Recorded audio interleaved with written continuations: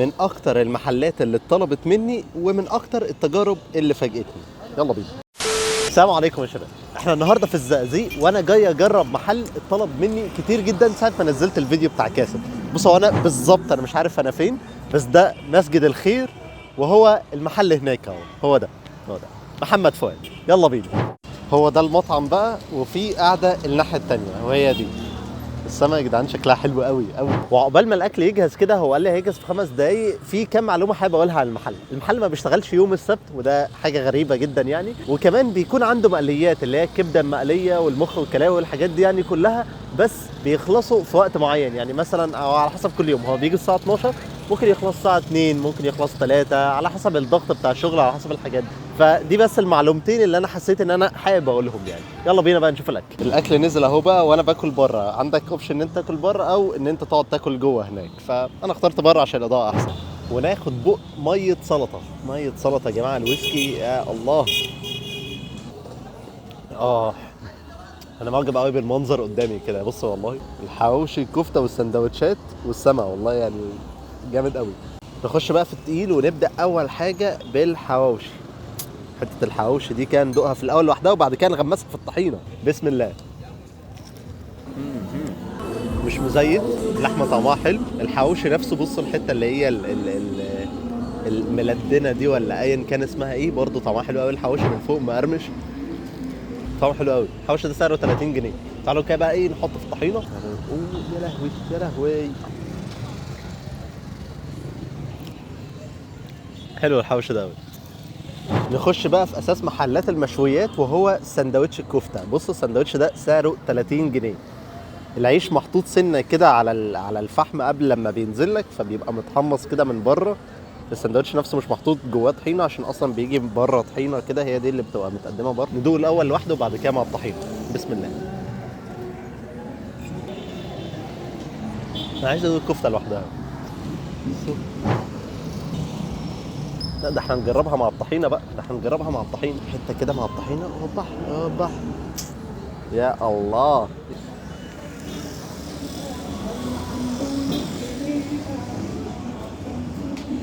لا حلو، كفته حلوه قوي. اللي اتضح لي يا جماعه ان تقريبا محلات هنا في الزقازيق الحاتي عامه بيعملوا الكفته حلوه قوي، سواء كاسب او سواء هنا او كمان في محل كده برضه هنزل له بيعملوا كفته حلوه قوي. فانا مستمتع بالسندوتش ده. تعالوا بقى نخش على الطرب. سندوتش الطرب ده برضه سعره 30 جنيه. لو بصيت فيه كده هتلاقوه اقل من الكفته سنه. هو فيه بقى الوسط بتاعه ب 35، بيبقى مليان عن كده سيك. انا بالنسبه لي لو طلبت الكبير عامه سواء في الكفته او في ده هيبقى احلى. يلا بينا ندوق في الاول ساده وبعد كده بالطحينه. بسم الله.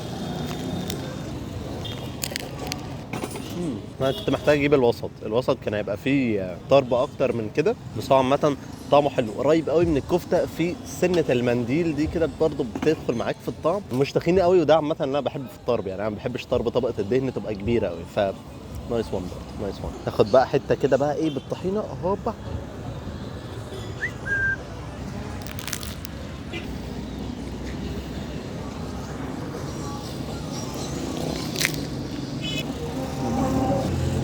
نخش على اللي بعده بقى. في النص بقى نفصل كده بميه سلطه عشان الاطعمه ما تخشش مع بعض. نخش في اللي بعده. سندوتش كباب ده سعره 55 جنيه. بص السندوتش فيه 3 حتت كباب. سندوتش كده ايه برضه اتحط على الفحم سنه، شكله مغري صراحه. وبرضه نجربه لوحده في الاول وبعد كده بالطحينه. بسم الله. ايه الطراوه دي.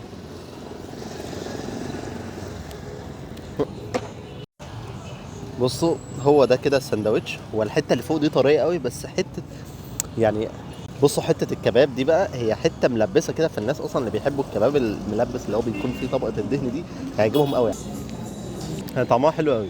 انا بالنسبه لي لو ما كانتش ملبسه، انتوا عارفين يعني انا الملبسه مش احسن حاجه بالنسبه لي، بس عامه طعمها حلو. طعم الكباب نفسه حلو. ناخد حته بالطحينه. هوبا بالطحينه كده اهي.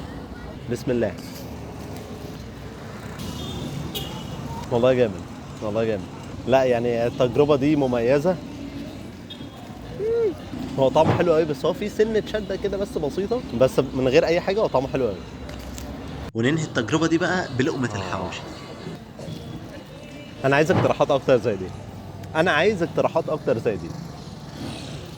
شكرا جدا ليكم لو انتوا لسه بتتفرجوا لغايه دلوقتي. كان معاكم اباظه من قناه لا يفوز اباظه. سلام.